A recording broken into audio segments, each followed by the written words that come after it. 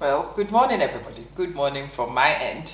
I greet you sincerely, whatever time happens to be at your end. It's good to see you. So this series is called Musings from Amma. This is a monologue. It's Amma going over the things that I have seen in life. Amma revisiting events, sharing my experiences, and hopefully drawing your attention to things so we can all improve life together. It is my musings, and they come from my bed because I normally sit here to think and to reflect. And today, I want to discuss marriage. Some of you may be coming across me for the first time, so let me introduce myself. My name is Amma. Other people know me as Mamet. I am African, so I have many names for different purposes. Same person, depending on the perspective you know me from. You would know one of those two names. Doesn't matter, same person. I am married to a certain man. I have 2 children, a boy and a girl, both of whom are teenagers. Both kids born to the same man that I am married to and live with, and have done so with for quite a while. In this marriage, I have seen so many triumphant moments. And in this marriage, I have seen so many devastating moments. I have been loved. I have been not loved. I have been the center of somebody's universe, and I have been on the periphery of somebody's universe. I have been very important to my children, and I'm no longer that important to my children. It is life. It is a circle of life. But what I have seen in marriage, what I have learned, I want to share with some of you, especially those who are newly embarking on the journey. And I want to share what I have learned that I wish I knew from the beginning. My dear sister, you have to know who you are. Absolutely have to know who you are, because the minute you get married, you invite so many loud voices into your life. The loudest of those voices is your husband. But sometimes your husband's voice is also amplified by his mother, by his sisters, by his cousins, by his friends, by his work colleagues, and each one of these people brings their own opinion on how things should be done. You need to be absolutely clear of your own identity, because all these people will need to change you to suit an agenda. If you are not clear who you are, what you believe in, what you represent, and what you don't represent, you will find yourself pulled in so many directions that you begin to confuse yourself. People will tell you all sorts of things that a wife should do. A wife shouldn't do this. A wife should do this. And you will try very hard to meet all these expectations. But the truth is, it is unrealistic to think you can meet them. And the very people who propagate some of these things don't practice it themselves, because it is not possible to practice. Be clear of this fact. When people ask you to do things, they might be able to do it themselves. And if they can, it's good for them. And if you can't do it, it's fine to hold your hand up and say, I'm sorry. I know you can maintain a 5-star hotel standard home, but I can't. If that makes me lazy, then so be it. Maybe I am lazy. It is not the end of the world. No, my husband knew a lot of things about me. I might be lazy in this dimension, but I bring many other things. In a marriage, you need to be vocal and tell the other person what you do accept and don't accept. What you believe and don't believe. What works and doesn't work. You will have to commit to communicate that to your partner. Even if you make a mistake, like I did make a mistake in the early days, wanting to please. And I found that desire to please was turning me into something. It was making me bitter. It was making me lose my confidence, because I was trying to be what I'm not. And I was not successful in being what I'm not.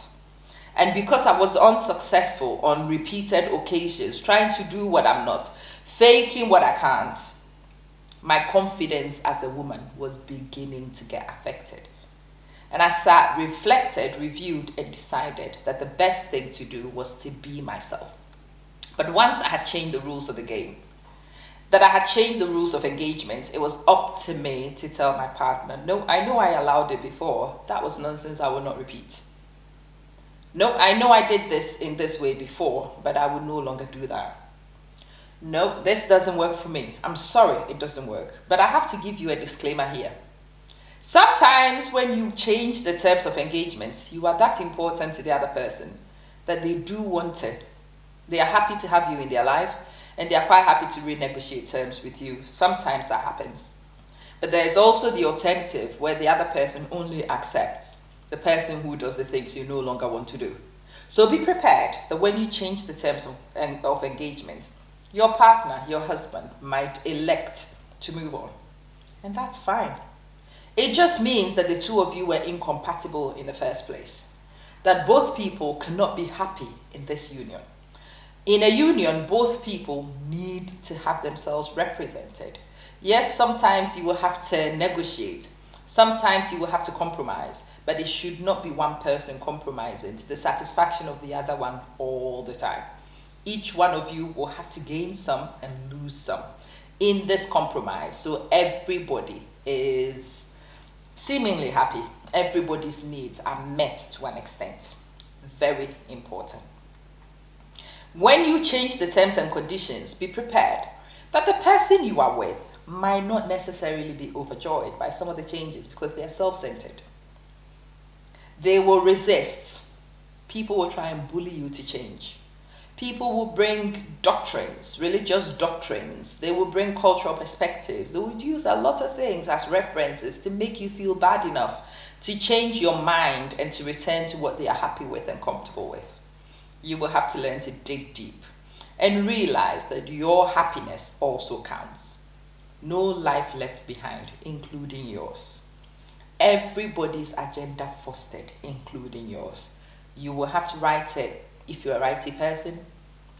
You will have to recite it. You will have to psych yourself up with that mantra because that mantra is actually true. You are allowed to be happy too.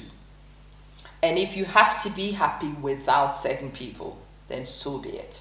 You are also supposed to be happy some of the time. In this marriage, I have seen a lot of forces become more dominant than me. I have heard so many voices a lot louder and a lot more clearer than my own in my own marriage. And I realized that that balance was wrong. It was tipped the wrong way for me. There should be two voices in this marriage. It should be mine and my husband's, and we consider other voices. But nobody else's voice should be louder than me. Nobody else's influence should be more significant than mine and my husband's. And when I discovered that the voices were louder than mine, I had to silence those voices.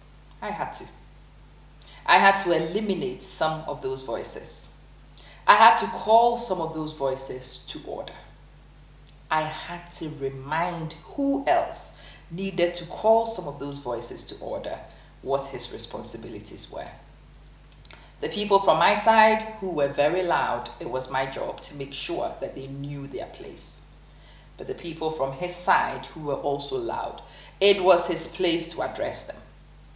So I started dealing with the ones on my side and silencing those voices as I modeled what I expected.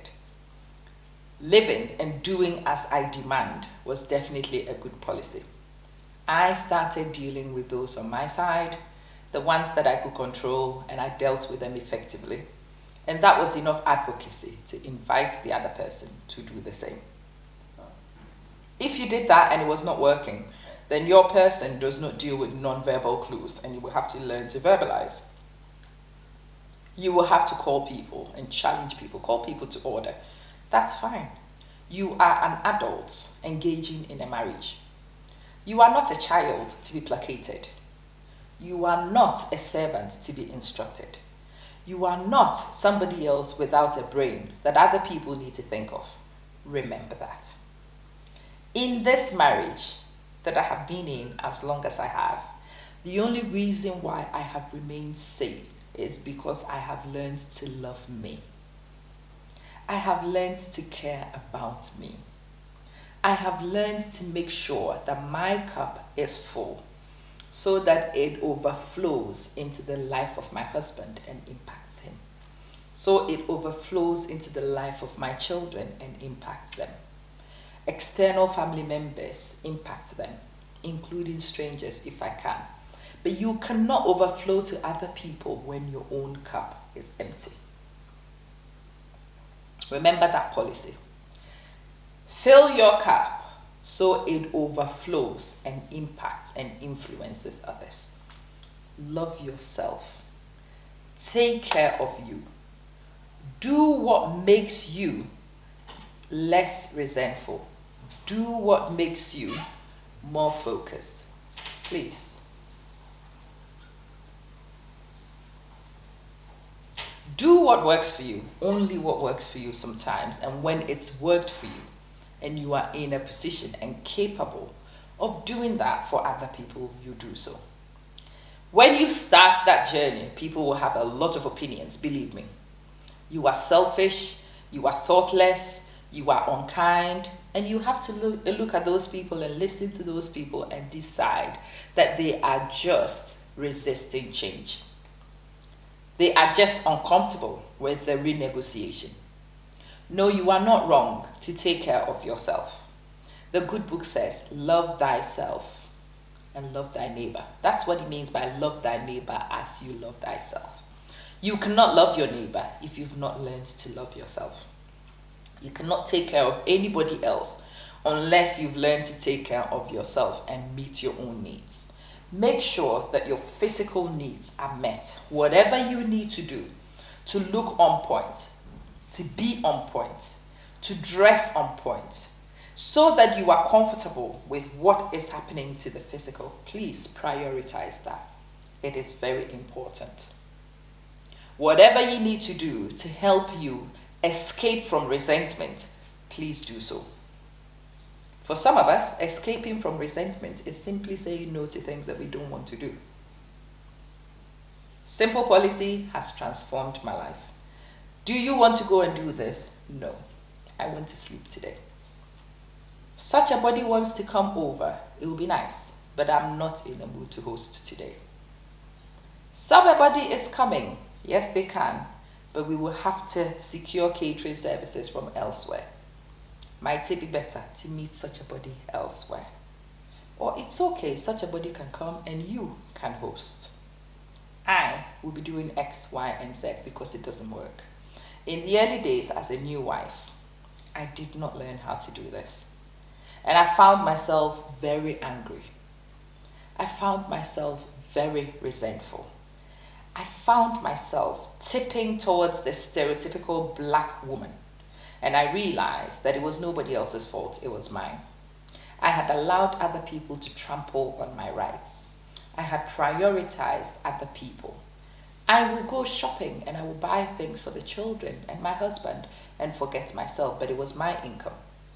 Money I had earned from hard sweat. No, I'm not a saint. I am a girl. I am a woman. And when you take care of other people's needs over yours, you begin to resent. And I was. So lucky I am that I actually worked out what the problem was. And from that day on in, I learned to shop for me. I learned to do things for me. I learned to buy lunch at work for me when I feel like it. I learned to take a few minutes for me to sit and relax.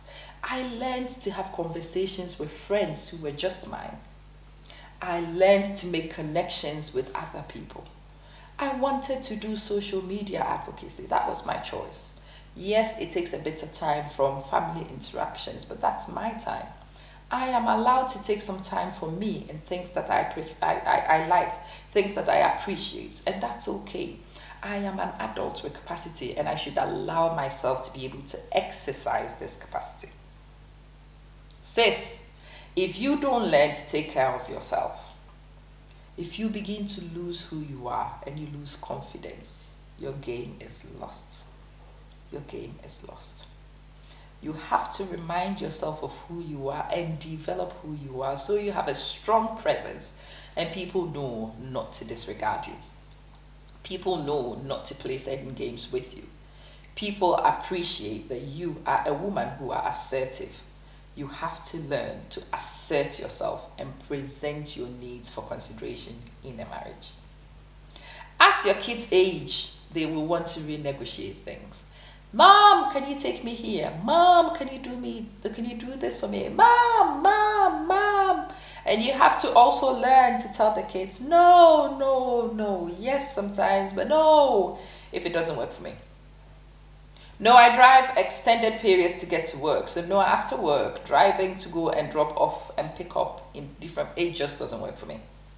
That is an unrealistic expectation. And I've had to be very clear that the kids know I love them to the moon and back. But I also love me to the moon and back. I love them just as I love myself. I don't kill myself to please. I do not kill myself to please anymore. Dear sis, that man you love, does he know who you are? Does he know your aspirations? Does he understand where you want to take life? Have you told him? Have you shared it? You know he's not a magician, right? He cannot read your mind. You will have to tell him. Anyway, this is the first episode of Musings. We will definitely continue with this. If you want to see this series, you have to subscribe to my YouTube channel. It's Amma Manson on YouTube. All these musings and the follow-ups will come from here. It will be shared to Facebook occasionally, but the home of this series is on YouTube. Subscribe to the channel, follow my pages so that you can see this and share this with other people. 2020 is my year of empowerment for the woman. I want to draw your attention to certain things, and one of the places I want to start from is in associations, romantic associations, aka marriage or long-term partnerships. Today is just the intro. But when I sit in this bed and I begin my musings, you know it's going to be honest. It's going to be reflective. I will share things from my personal experience and from people I know who are dear and near and have given me permission to share their stories. I want you to know that you are not in this on your own.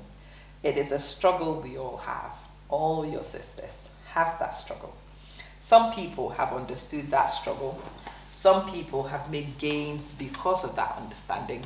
And we want to share with all of us so we all get better at taking care of this lovely sister inside. Thank you for joining.